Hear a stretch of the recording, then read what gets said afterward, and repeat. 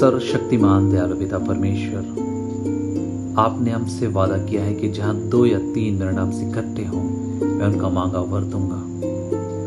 इस समय हम सपरिवार आपके पवित्र वेदी के निकट आते हैं, हमारे मनों को शुद्ध कर कि आत्मा की सच्चाई से हम आपकी आराधना स्तुति कर सकें, हमारे प्रभु यीशु ख्रिस्त के द्वारा।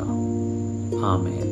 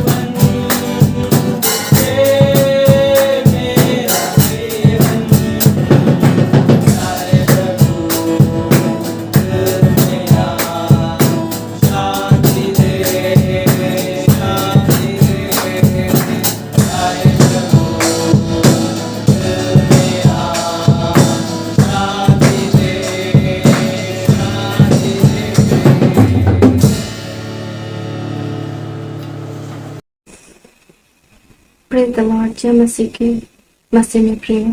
परमेश्वर पिता का बहुत धन्यवाद हो कि प्रभु ने हमें एक मौका फिर से दिया कि हम एक दूसरे के साथ मिल पाते, प्रभु की संगति कर पाते, उसके वचनों में से सीख पाते हैं। आइए प्रेम, हम आज थोड़ी देर प्रभु के वचन पर मनन करने से पहले एक छोटी प्रार्थना करेंगे। धन्यवाद, स्तुति, आदर, प्रशंसा, महिमा तुझको चढ़ाते पिता परमेश्वर कि तू हमारे बीच में है। हाँ पिता, तेरा वचन बतलाता है जब 2 या 3 मेरे नाम से इकट्ठा होते हैं उनके बीच में मैं होता हूँ। तेरा धन्यवाद करते पिता परमेश्वर। हमें से हर एक को प्रभु जी जो दूर दूर स्थानों में बैठे हुए हैं तेरे सम्मुख लाते, तो अपने अनुग्रह से हमें भरते पिता परमेश्वर। हमारी आत्मिक आंखें खोल दे, हमारे सुनने वाले कान खोल दे पिता। हमें से हर एक से बातें कर, बोलने वाले सुनने वालों को तेरे हाथों में सौंप देते, सारा नियंत्रण तेरे हाथों में सौंपते हैं। सारे रोक टोक और बातों की शुक्ला भी खारिज करते पिता प्रभु जी। तेरा धन्यवाद करते हैं। इस प्रार्थना को यीशु मसीह के नाम से मांग लेते, आमीन। मसीह में प्रेम, प्रभु का वचन पहला थिस्सलुनीके 2:12 में कहता है, तुम्हारा चाल चलन परमेश्वर के योग्य हो, जो तुम्हें अपनी महिमा और राज्य में बुलाता है। जी हाँ प्रेम, परमेश्वर पिता ने हमें चुन करके बुलाया है। उसने हमें नाम लेकर के बुलाया है। उसने हमें अपना बेटा बेटी होने के लिए बुलाया है। जी हाँ, हम तो संसार में अपने पापों में खो गए थे, लेकिन फिर भी यीशु मसीह हमारे लिए मरा, हमारे बदले मरा और उसके द्वारा हमारा परमेश्वर पिता के साथ पुनर्मिलन कराया। प्रभु का बहुत धन्यवाद हो। प्रिय, जैसे कि वचन कह रहा है, तुम्हारा चाल चलन परमेश्वर के योग्य हो। जी हाँ प्रिय, हमारा चाल चलन परमेश्वर के योग्य होना चाहिए, क्योंकि हम परमेश्वर के बेटे बेटियां हैं। और हमारा चाल चलन ऐसा नहीं होना चाहिए जो हमें शोभा ना दे। हमारा चाल चलन शैतान के रीति विधियों के अनुसार नहीं होना चाहिए, संसार और शरीर की इच्छाओं के अनुसार नहीं होना चाहिए। हम अलग है प्रियो, परमेश्वर पिता ने हमें अलग किया है। जी हाँ प्रियो, इसीलिए हमारा सोच विचार, चलना फिरना, उठना बैठना, बातें, हमारे हर एक कार्य अलग होने चाहिए। ये दिखाने वाले होने चाहिए कि हाँ, हम परमेश्वर के बेटे बेटियां हैं। सच्चाई से, वास्तविकता में ये होनी चाहिए, केवल दिखावा नहीं। प्रियो, परमेश्वर पिता हमारे हृदय की सच्चाई को देखता है। जी हाँ, हम अगर कुछ दिखावा करते हैं तो हम इंसान के सामने दिखावा कर सकते हैं, लेकिन परमेश्वर के सामने हम दिखावा नहीं कर सकते। प्रियो, परमेश्वर पिता को बहुत धन्यवाद हो उनके इन वचनों के लिए, जिसके द्वारा प्रभु हमसे आज भी बातें करता है। प्रियो, जैसे कि परमेश्वर का वचन कहता है, तुम्हारा चाल चलन परमेश्वर के राज्य के योग्य होना, परमेश्वर के योग्य होना है। तो आइए हम उसी वचन के आधार पर हम कुछ कैरेक्टर्स को देखेंगे, कुछ चरित्रों को देखेंगे जिनसे परमेश्वर पिता बहुत प्यार करता था, जिनका चाल चलन परमेश्वर को बहुत भावता था, जिनका चाल चलन और आचरण परमेश्वर के योग्य था। प्रियो, सबसे पहले हम चलते हैं नूह के पास। नूह के जमाने में सभी लोग बहुत पापों से भर गए थे, पूरी पृथ्वी पापों से भर गई थी। लेकिन परमेश्वर कहता है कि नूह एक धर्मी था, एक खरा पुरुष था। जी हाँ प्रियो, नूह परमेश्वर पिता के साथ साथ चलने वाला धर्मी इंसान था। वो परमेश्वर पिता की संगति में चलता था, उसकी उपस्थिति में चलता था, और बड़ी बात कि वो आज्ञाकारी था। परमेश्वर पिता ने उसको जो बोला उसने किया, और उसने अपने परिवार को सीधी लाइन में रखा। वो अपने परिवार को ऐसे छोड़ नहीं दिया संसार में भटकने के लिए। वो हमारे लिए एक मॉडल है कि हम अपने परिवार को सीधी लाइन में रखें, परमेश्वर पिता के साथ एक करके रखें। हम अपने परिवार के जनों को छोड़ ना दे कि वे संसार में जो करते हैं सो करें। मसीह में प्रिय, हमें नूह से भी कुछ सीख लेने की आवश्यकता है। तो उन्हें हमारे सामने एक मॉडल रखा है जिसे हम देख सकते हैं और सीख सकते हैं। इन अंत के दिनों में हमें अपने परिवारों को परमेश्वर के साथ एक लाइन में करने की जरूरत है। जी हाँ प्रिय, आइए हम थोड़ा आगे चलते हैं, इब्राहिम के पास चलते हैं। इब्राहिम जो ऐसे स्थान में रहता था जहाँ लोग तंत्र मंत्र, जादू टोना और मूर्ति पूजाओं में फंसे हुए थे, लेकिन परमेश्वर पिता ने इब्राहिम को, उसकी सादगी को, उसकी विश्वास योग्यता को देखा, उसके जीवन में पवित्रता को देखा, अच्छाई को देखा और उसे चुन करके बुलाया। परमेश्वर पिता ने इब्राहिम से जो कहा, बड़ी बात है कि जब कोई आकाशवाणी बात करती है उस पर विश्वास करना और सीधे चल देना बहुत कठिन था, लेकिन फिर भी इब्राहिम ने विश्वास किया परमेश्वर पिता की वाणी पर और वो चल दिया। उसने ये नहीं सोचा इतनी बुजुर्ग अवस्था में, जब वो 75 का हो गया था, मैं कहाँ जाऊंगा, क्या करूंगा, कैसे बिजनेस फिर से सेटल करूंगा। माता पिता के घर को और उसके सेटल्ड बिजनेस को छोड़ करके जाना, अनदेखे अनजाने शहर में, देश में, अनजाने खतरों के बीच। उसके सामने बहुत सारी चुनौतियां थी, लेकिन फिर भी वो परमेश्वर पिता की वाणी को सुना और चल पड़ा। प्रियो, आज्ञाकारिता, नम्रता और दीनता हम इब्राहिम के जीवन से देखते हैं। हाँ, उसके जीवन में कमी थी, उससे कोई संतान नहीं थी, लेकिन फिर भी वो परमेश्वर पिता की वाणी को सुन करके उसका पालन करता है। वो ये नहीं कहता मुझे क्या मिला है जो मैं करूंगा। नहीं प्रियो, चाहे उसके पास एक बहुत ही कीमती चीज नहीं थी, उसके कोई संतान नहीं थे, लोग शायद उसे चिढ़ाते होंगे, लेकिन फिर भी वो परमेश्वर पिता की आज्ञाकारिता में चलता है, अनजाने शहर की ओर, अनजाने देश की ओर। प्रियो, इसीलिए तो इब्राहिम को विश्वास का पिता कहा जाता, वो विश्वास से बस चल पड़ा। प्रियो, हम और थोड़ा आगे बढ़ते हैं। चलिए अब मूसा के पास। मूसा, परमेश्वर पिता खुद गवाही देते हैं कि मूसा के जैसा नम्र इंसान इस संसार में कोई नहीं था। परमेश्वर के सारे घरानों में सबसे नम्र इंसान था मूसा। प्रियो, वचन बताता है कि परमेश्वर पिता मूसा के साथ ऐसे बातें करते थे जैसे कोई आमने सामने भाई से बातें करे। और मूसा इतनी हिम्मत करता है कि वो अपनी पूरी जाति के लिए परमेश्वर पिता के सम्मुख मध्यस्थी करने के लिए खड़ा हो जाता है कि अगर तू इन लोगों को नहीं बचाएगा तो मेरा नाम अपनी पुस्तक से काट दे, ऐसा करके। लेकिन परमेश्वर पिता ने कहा कि मैं जिसका नाम काटना चाहूं उसी का नाम काटूंगा। हाँ, लेकिन उस समय के लिए परमेश्वर पिता का क्रोध ठंडा हो जाता था और वो इसराइलियों को नाश नहीं करते थे। तो मूसा से हमें सीखने की जरूरत है अपने लोगों के लिए प्रार्थना करना। जी हाँ, जब हमारे लोग, हमारी जाति, हमारे समाज के लोग परमेश्वर के विरुद्ध पाप करते हैं और परमेश्वर पिता अगर पाप के कारण से उन्हें, उन पर क्रोध करके उन्हें नाश करना चाहे, तो क्या हम उनके और परमेश्वर के बीच मध्यस्थी करने को तैयार हैं? या फिर हम सिर्फ अपने बारे में सोचते हैं कि मेरा तो कुछ नहीं बिगड़ रहा, मैं क्यों प्रार्थना करूं? फिर हमें जरूरत है मूसा से कुछ सीखने की। हमें मध्यस्थी की प्रार्थना करना सीखना है, मध्यस्थी के लिए खड़े होना सीखना है, तो दरार में खड़े होना सीखना है। क्योंकि हमारा यीशु मसीह, हमारा अगुआ भी एक मध्यस्थी है जो आज भी हमारे लिए मध्यस्थी कर रहा है परमेश्वर पिता के सामने। प्लीज परमेश्वर पिता, थोड़ा मौका दे दो, इन्हें पश्चाताप करने दो। क्यों? वचन बताता है कि प्रभु यीशु आने के लिए देरी इसीलिए कर रहा है कि हमें मौका मिले कि हम सुधर सके। हमें मन फिराव का मौका दे रहा है और उसके विलंब को हम ढिलाई से ले लेते हैं, हम यूं ही ले लेते हैं। क्यों? जब हमारा अगुआ मध्यस्थी करे तो हमें भी मध्यस्थी करने के लिए उठना होगा। क्यों? आइए हम और थोड़ा आगे चलते हैं। हम दाऊद के पास चलते हैं। परमेश्वर पिता कहते हैं मेरे मन के मुताबिक है दाऊद। वो जब छोटा बच्चा था, जब वो चरवाहा था, तब भी वो गीतों को गाता था परमेश्वर पिता के लिए। भजन संहिता में बहुत सारे गीत है प्रिय, और वो अपनी वीणा बजाता था, परमेश्वर पिता के लिए गीत गाता था, बजाता था, नाचता था। जी हाँ प्रिय, परमेश्वर पिता कहते हैं मेरे मन के मुताबिक है ऐसी नम्रता और दीनता, आज्ञाकारिता।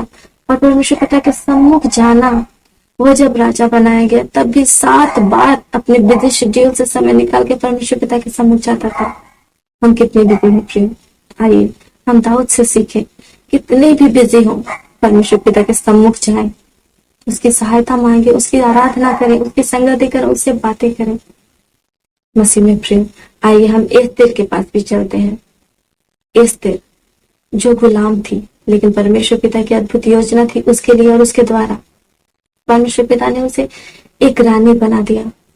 और जब उसकी जाति के ऊपर दुख आए, विपत्ति आई, पीड़ा आई, उसकी जाति का नाश होने वाला था, एस्तेर का क्या होता? एस्तेर ने अपनी जाति का पता नहीं बताया।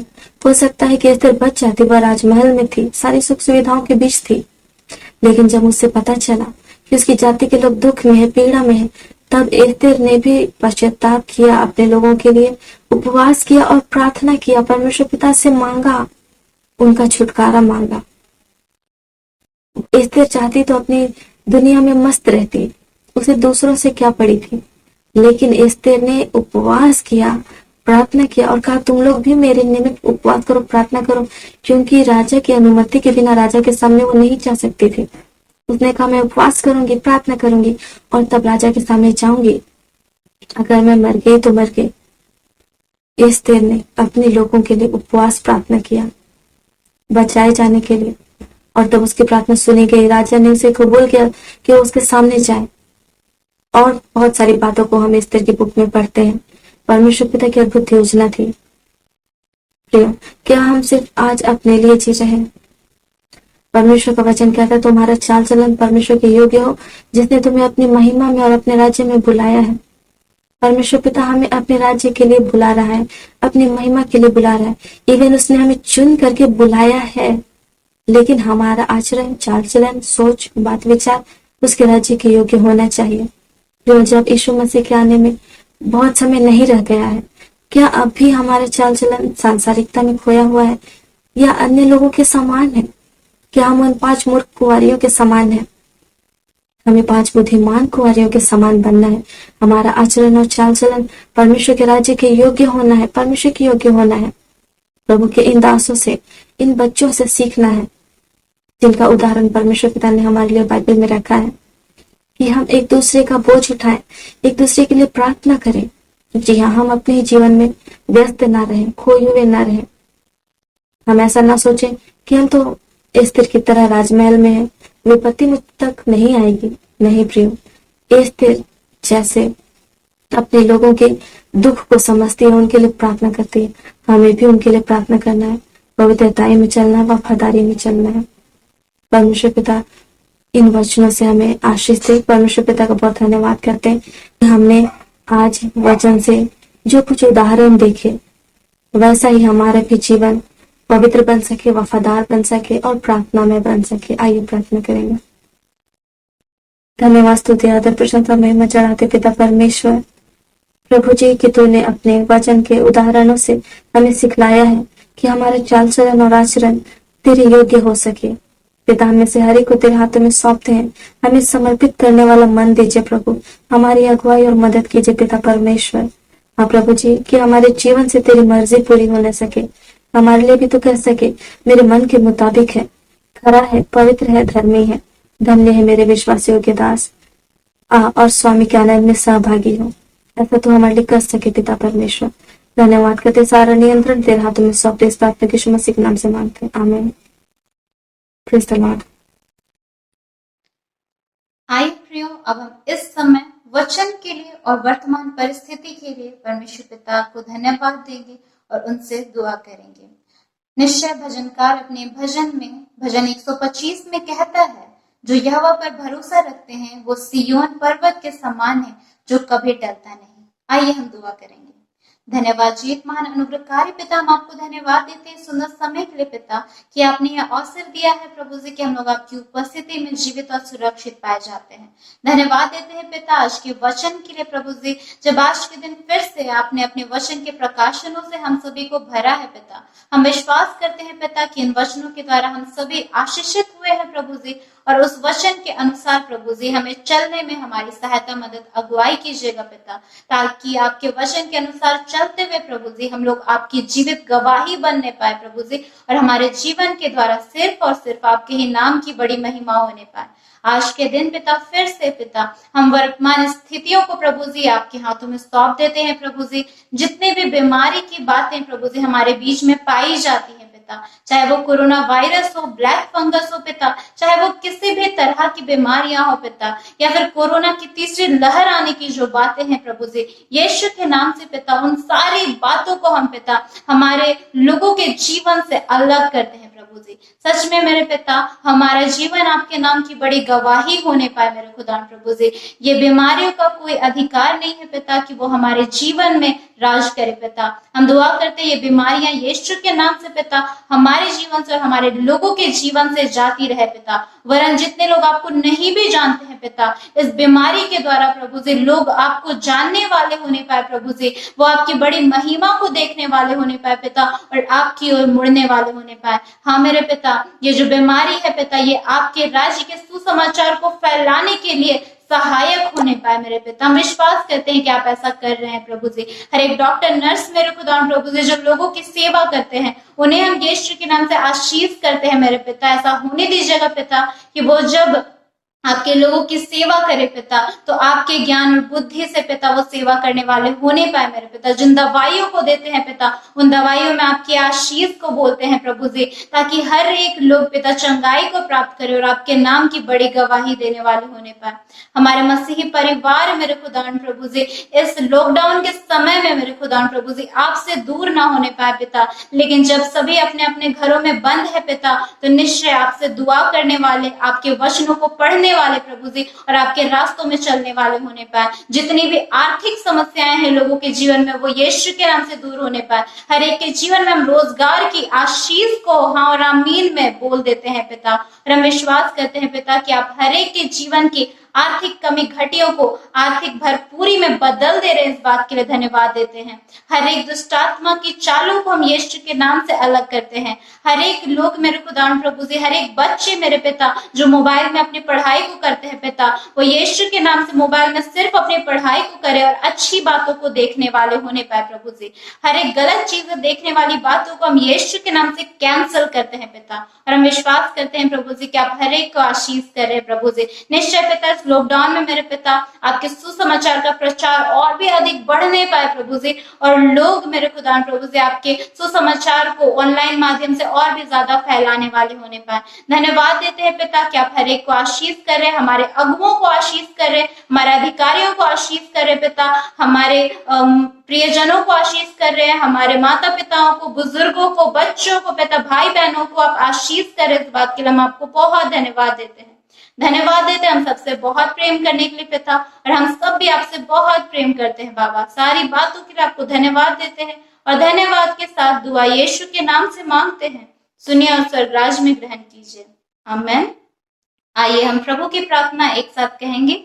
हे हमारे पिता, आप जो स्वर्ग में हैं, आपका नाम पवित्र माना जाए, आपका राज्य आए, आपकी इच्छा जैसे स्वर्ग में पूरी होती है वैसे ही इस पृथ्वी पर भी हो। हमारे दिन भर की रोटी आज में दीजिए और हमारे अपराधों को क्षमा कीजिए जैसे हमने अपने अपराधियों को क्षमा किया है, और हमें परीक्षा में मत डालिए परंतु बुराई से बचाइए, क्योंकि राज, सामर्थ और महिमा अबर सर्वदा आपकी ही है, आमीन।